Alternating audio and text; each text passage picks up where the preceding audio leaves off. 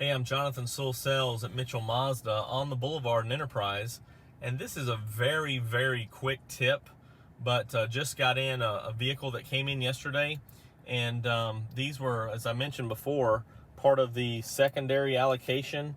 So these vehicles have been sitting at port for just a little while, but notice now that it's not 3 o'clock, it's Saturday morning, so I want to change this clock and just go over a brief settings tutorial. So of course, before we jump into that, go ahead and click down below so that you can subscribe to my channel, and don't forget to always ding the bell so that you'll be notified first. So let's jump into this tip.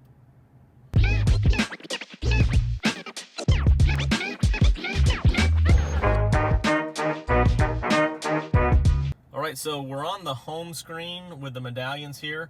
Starting off in communication, you can just turn this commander over to settings. And of course you can scroll the commander up and down. This is for your display settings. So you can do auto, day, night, control the brightness or contrast to get the best visibility for you. To get these tabs to move up top, you just bump the commander like a joystick over. So you can see that we do have the iActive Sense Safety standard here, so you can control these things. This is your smart brake support, so you can change, turn the system on or off, change the warning distance, and this is something that you may want to adjust because it is very, very sensitive.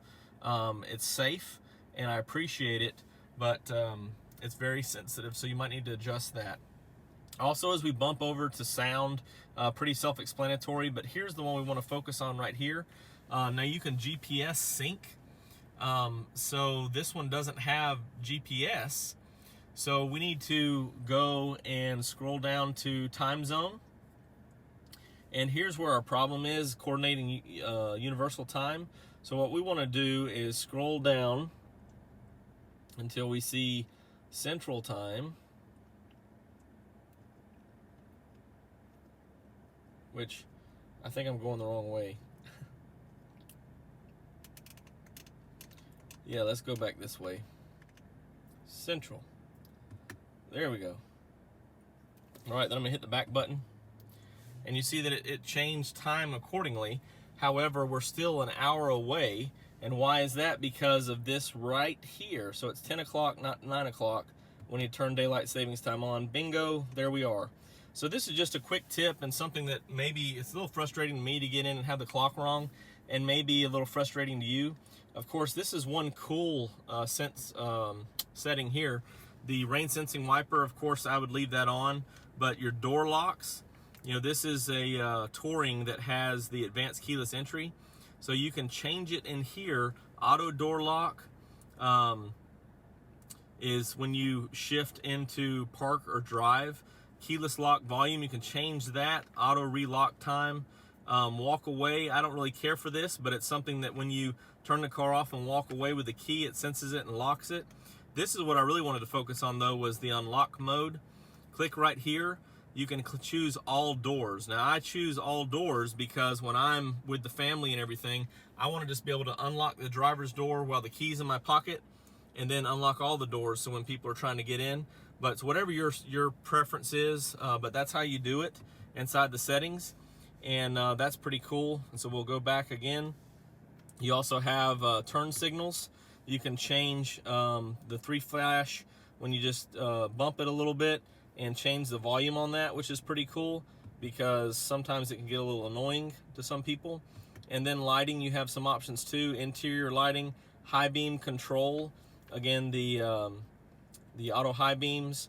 Light on volume, so if you walk on when the light's off, what it sounds like. Coming home and headlight off, those are some things that you want to adjust. And then the leaving home, which is pretty cool as well. So those are some other options that you can play with, all in the settings here, and get it personalized. Of course, devices, if you add some Bluetooth or Android Auto. I'm sorry, I bumped the nav button here. Let's go back. And so devices and some system things here for some tools and tips that it has, and then temperature you can change, distance you can change, and restore, music database, all those things. So just a quick look at the settings here, and specifically to change the clock, and we've got that situated, so we're good to go.